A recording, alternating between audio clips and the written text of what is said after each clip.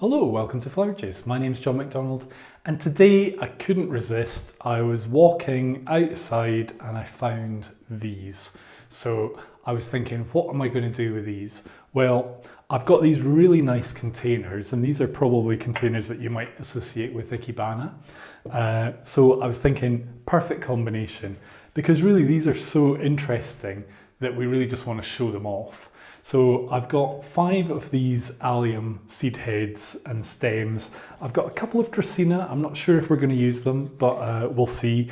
And then this container, or should I say these pair of containers. So this is interesting because these are just made from plastic, and you can use them in different ways. So we could use them to make like a circle, or we could create an S shape.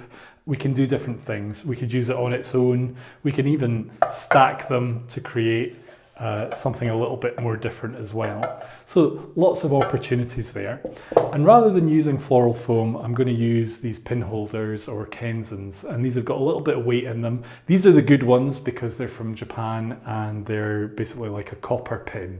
So sometimes you can get ones that are not that expensive and they just rust and they're not so good. The other good thing with these is that they've got like a rubber protector, so it's just stopping that metal base from scraping. So what we need to do is just decide how we're going to start this arrangement. And I think if we do that, and our main placement maybe being to the back, we'll put the bigger of the kenzans there and then this one to the front. So really, we can make an arrangement that would work all round, but I'm thinking probably from facing one way would be best. So the first thing we need to do is just add some water. And we need enough water to go in the container and cover the kenzan above the pins. Now, if you really want to make a feature of the water, you can top it up after.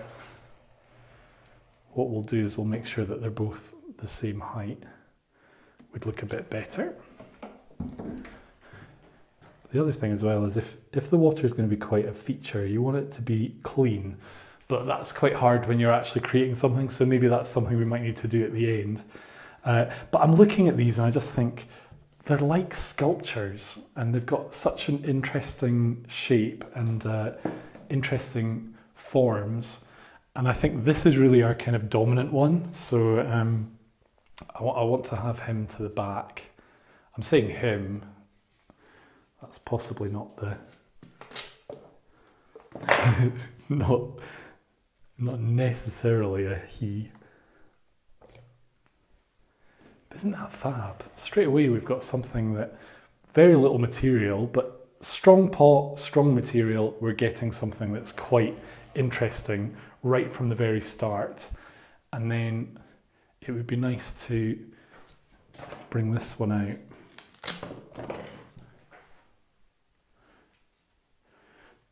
So it'd be very easy just to keep these bolt upright, which would be quite nice, but I think it's also nice to put a little bit of tension into this by bringing them out at a different angle.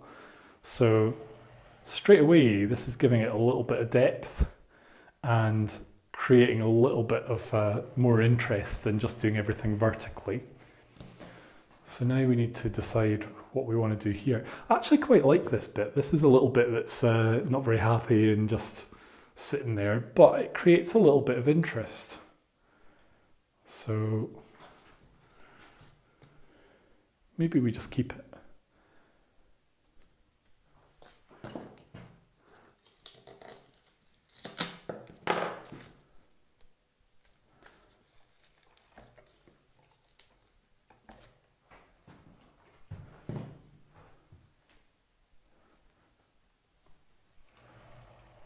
So I'm being careful not to have everything on the same level so that we can make it look a little bit more natural.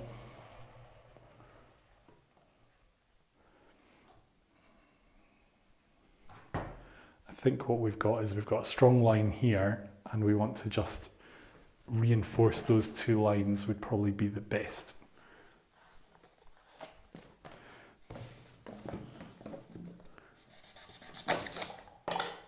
It's really interesting how these are so hollow and yet they actually are quite strong as well.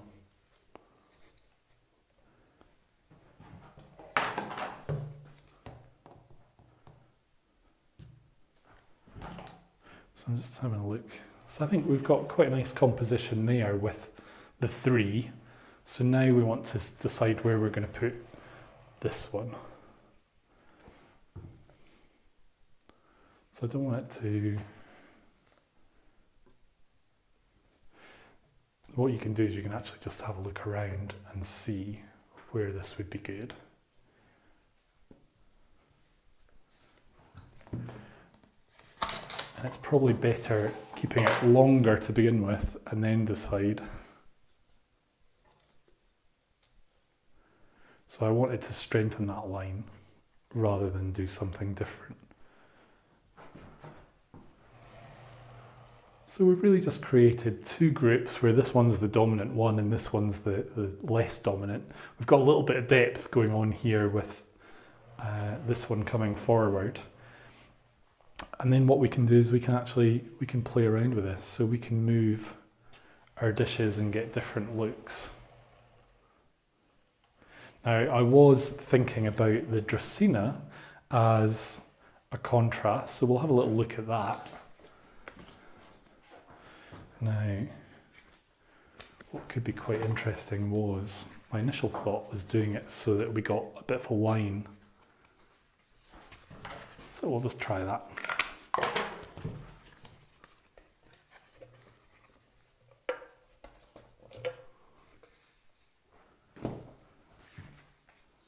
Yeah, I like that. This is very nice being vertical. We've got a nice shape down here.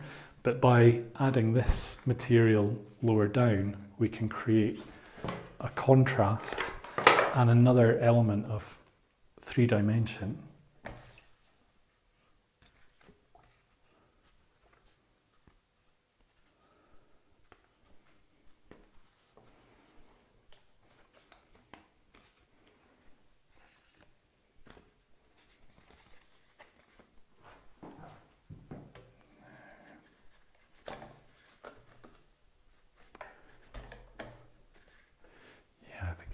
Just to copy it.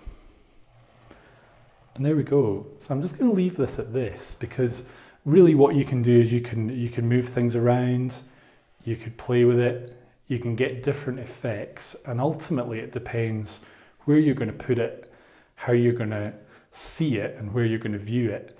But hopefully today you've seen that you can make an arrangement with material that you just find that has something interesting, and then you don't necessarily need to have lots and lots of material to create an arrangement. You literally can do it with 5 stems and 2 leaves. So thank you for watching. I hope you've enjoyed today's video. If you'd like to see more videos giving you ideas about what you could do, then click here to subscribe, and hopefully we see you soon.